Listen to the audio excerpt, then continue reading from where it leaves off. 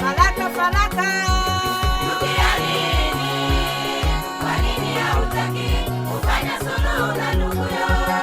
umempa shetani. Nafasi maishani mwako akutumie kama anavyopenda mwenyewe.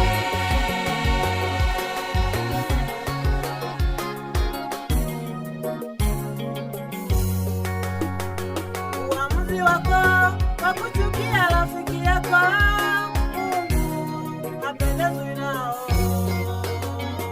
Uamuzi wako wa kuchukia rafiki yako, Mungu hapendezwi nao.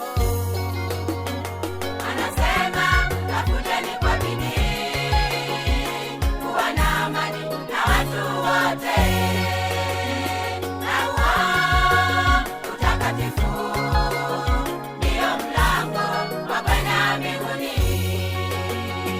Anasema tafuteni kwa bidii kuwa na amani na watu wote, na huo utakatifu ndio mlango wa kwenda mbinguni.